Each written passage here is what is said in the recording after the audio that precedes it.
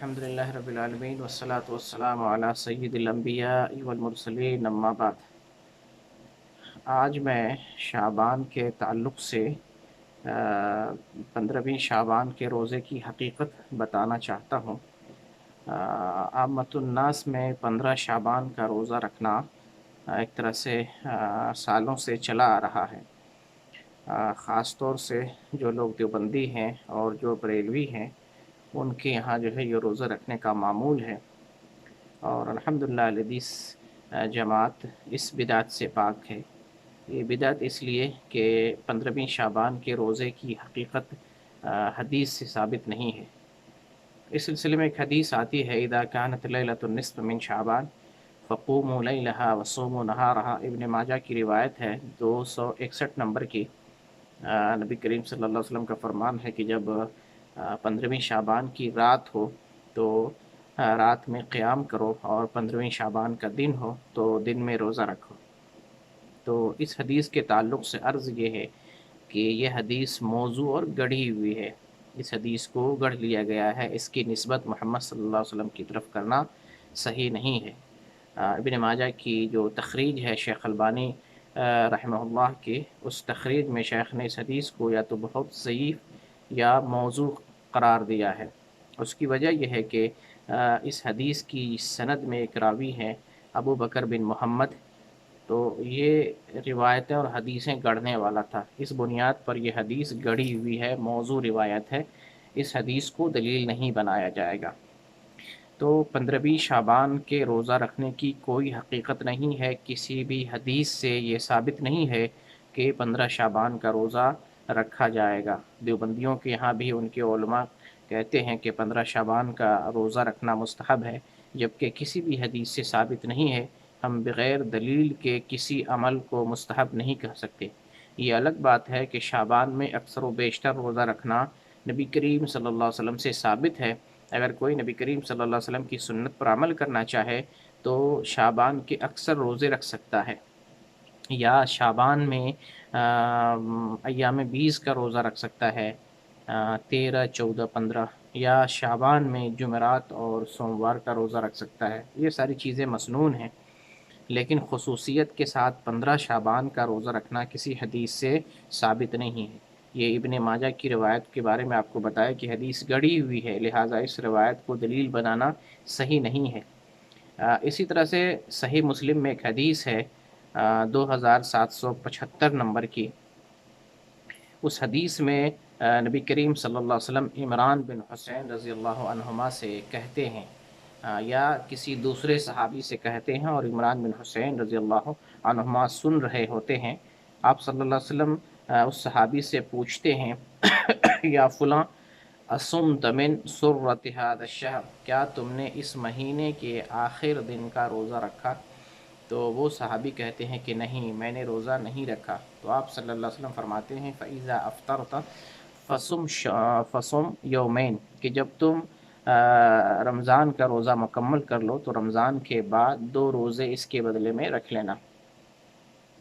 इस हदीस की बुनियाद पर बाज़ लोग कहते हैं कि 15 शाबान का रोज़ा रखना सही मुस्लिम की हदीस से साबित है, और इस हदीस में जो लफ्ज़ है सुर्रा, तो सुर्रा से इस्तेदलाल किया जाता है। सुर्रा का माना वस्त होता है, दरमियान और वस्त के, तो लिहाजा 15 शाबान का रोज़ा रखना इससे साबित होता है।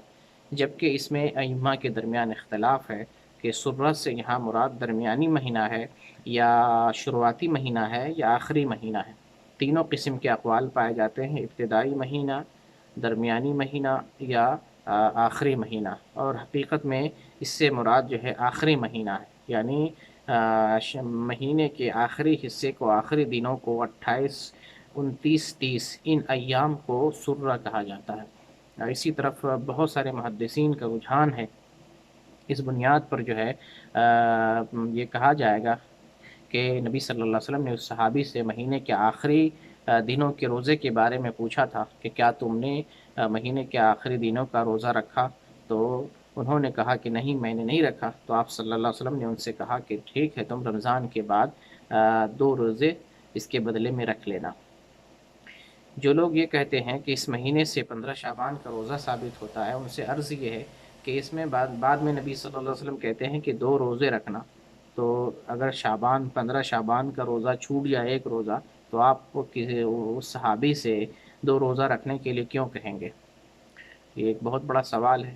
بہرکیف جو ہے چونکہ اس صحابی رسول کو معلوم تھا کہ شعبان کے آخر میں نبی صلی اللہ علیہ وسلم نے روزہ رکھنے سے منع فرمایا ہے، جیسے کہ صحیح بخاری 1914 اور صحیح مسلم 1082 میں یہ حدیث موجود ہے۔ نبی کریم صلی اللہ علیہ وسلم فرماتے ہیں کہ رمضان المبارک سے 1 یا 2 دن پہلے روزہ نہ رکھو، لیکن جو شخص پہلے روزہ رکھا کرتا تھا وہ روزہ رکھ سکتا ہے، اسے رکھ لینے میں کوئی حرج کی بات نہیں ہے۔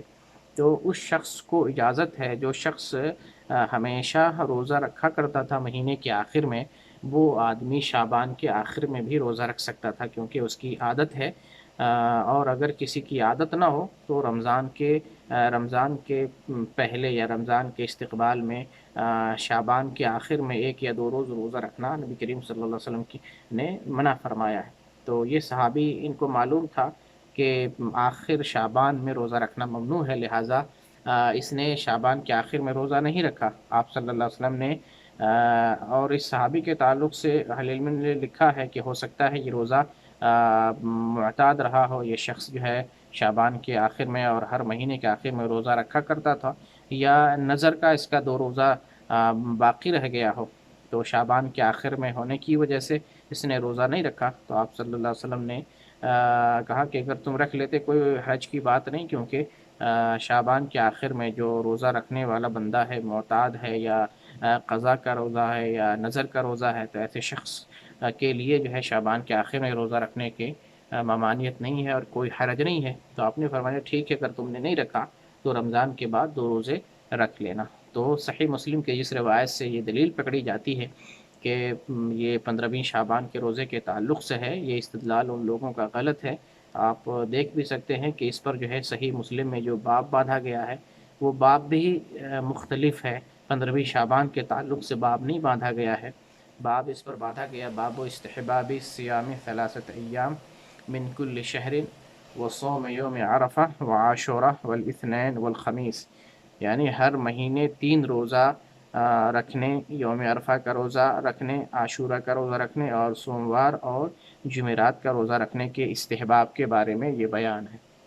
تو 15 تو جو ہے اس پر جو محدث نے باب باندھا ہے وہ باب بھی ان لوگوں کے خلاف ہے جو لوگ کہتے ہیں کہ یہ 15ویں شعبان کے روزہ کے تعلق سے ہے۔ بہرکیف اس روزے کا 15ویں شعبان کے روزے سے کوئی تعلق نہیں ہے۔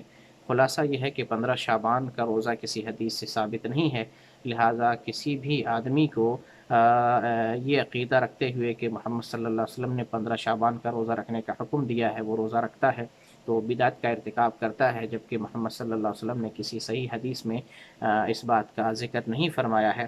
اور بدعت کا کام کر کے انسان کو ثواب نہیں ملے گا، بلکہ الٹا اس کو گناہ ملے گا، اور اجر کے بجائے اسے جو ہے گناہ ملے گا۔ اگر کسی کو شعبان کا روزہ رکھنا ہے تو نبی کریم صلی اللہ علیہ وسلم کی سنت کی اتباع کرے، وہ سنت جس میں کوئی کلام نہیں ہے اور جس پر جو ہے علماء متفق ہیں اور جس کے بارے میں صحیح احادیث ملتی ہیں کہ شعبان میں مسلسل روزے رکھا جائے نبی کی سنت کی بنیاد پر، یا شعبان میں ایام 20 کا روزہ رکھا جائے، جو لوگ مہینے کا روزہ رکھتے ہیں 13، 14، 15 کا، یا اگر کوئی مہینے کے آخر ہی میں ایام 20 کا روزہ رکھتا تھا 28، 29، 30، تو اس میں بھی کوئی حرج نہیں، 28، 29، 30 بھی کوئی روزہ رکھ سکتا ہے، لیکن بہتر یہی ہے کہ ایام 20 کا روزہ 13، 14، 15 کا رکھے۔ اور اس طریقے سے اگر کوئی سوموار اور جمعرات کا روزہ رکھتا تھا تو وہ بندہ جو ہے شعبان میں سوموار اور جمعرات کا روزہ رکھے، یہ سنت ہے۔ اللہ تعالیٰ سے دعا ہے بار الہ ہمیں سنت کے مطابق عمل کرنے کی توفیق عطا فرما، آمین۔ وآخر دعوانا ان الحمد للہ رب العالمین۔